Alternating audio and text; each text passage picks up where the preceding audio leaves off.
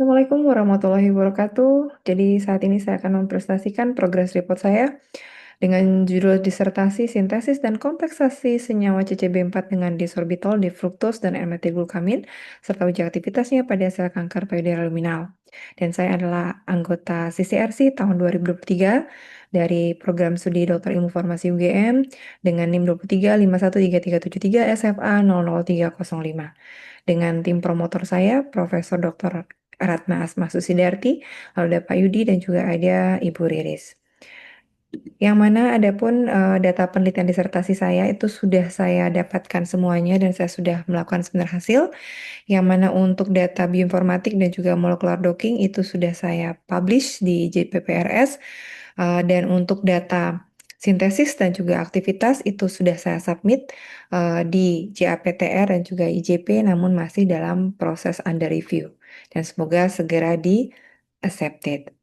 Nah, di sini ada pun capaian dan juga rencana saya ke depannya, yaitu di tahun 2025 ini saya sudah melakukan ujian proposal pada tanggal 8 Mei 2025, lalu telah mengikuti seminar internasional sebanyak 2 kali di tahun 2024 di Bandung, lalu tahun 2025, tahun ini pada tanggal 6-7 September di Purwokerto.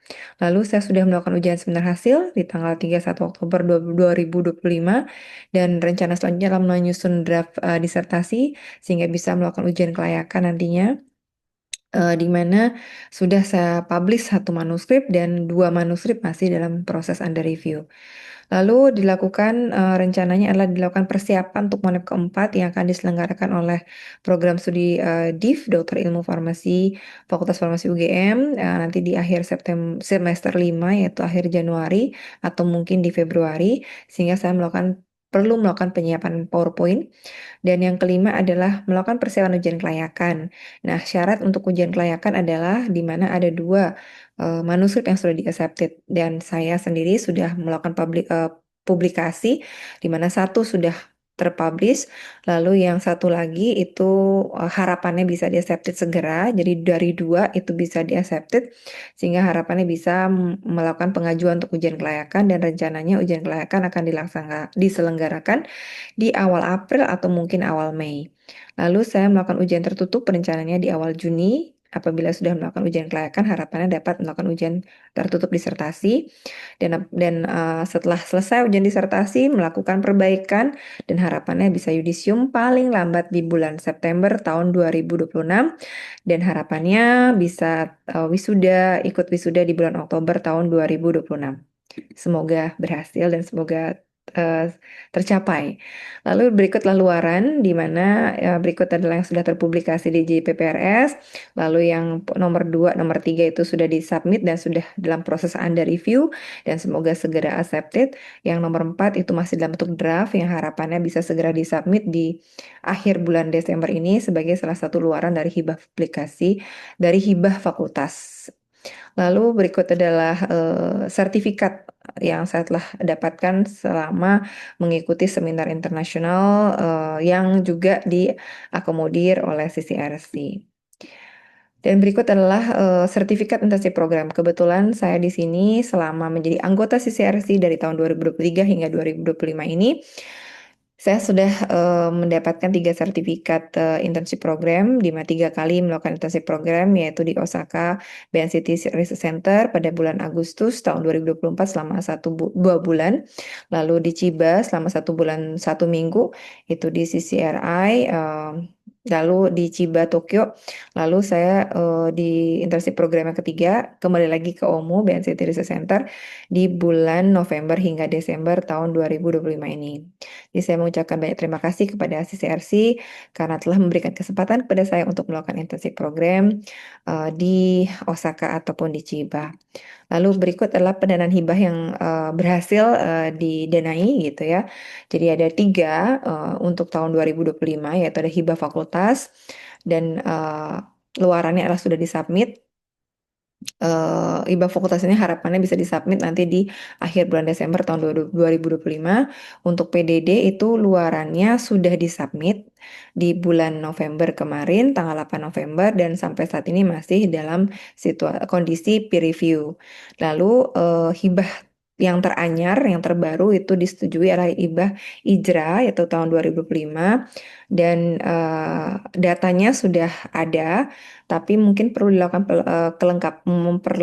melengkapi data yaitu di bulan April tahun 2026 nanti itu kembali ke BNCT Research Center untuk melakukan seluler uptake. Dan juga nanti penyusunan draft publikasi di bulan Mei dengan harapan bisa disubmit di bulan Mei. Lalu target publikasi untuk poin pertama itu sudah dipublikasikan di Scopus Q2 JPPRS.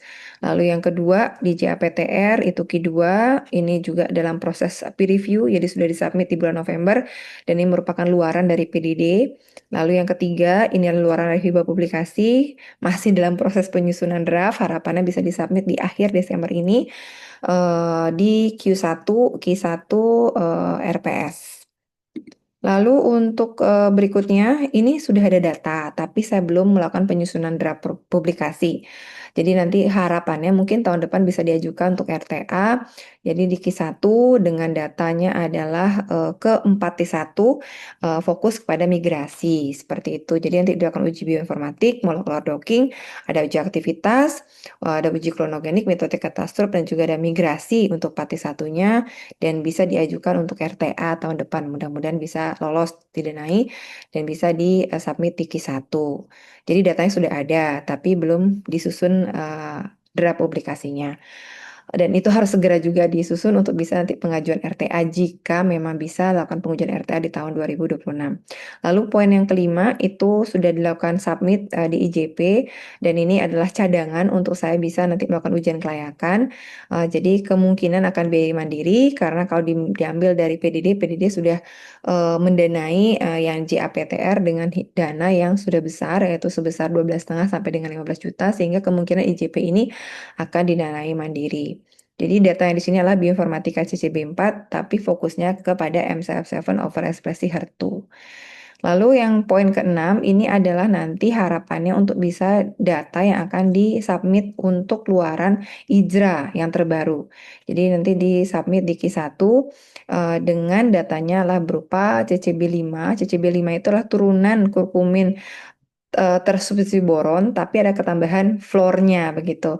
Dan akan dikompleks dengan metilglutamin dengan harapan meningkatkan kelarutannya untuk nanti dievaluasi uji klonogenik, uji sitotoksik, seluler uptake, dan juga mikrodistribusi. Jadi sebagai luaran dari IJRA untuk Q1. Lalu yang ketujuh pengajuan hak paten mungkin karena CCB4 kompleks sorbitol, fruktus, dan metilglutamin itu belum ada yang melakukan kompleks sehingga harapannya menjadi keberbaruan yang bisa nanti dipatenkan begitu karena dengan dikompleks mampu meningkatkan kelarutan dari CCB4 sehingga mampu meningkatkan aktivitas CCB4 pada kanker payudara.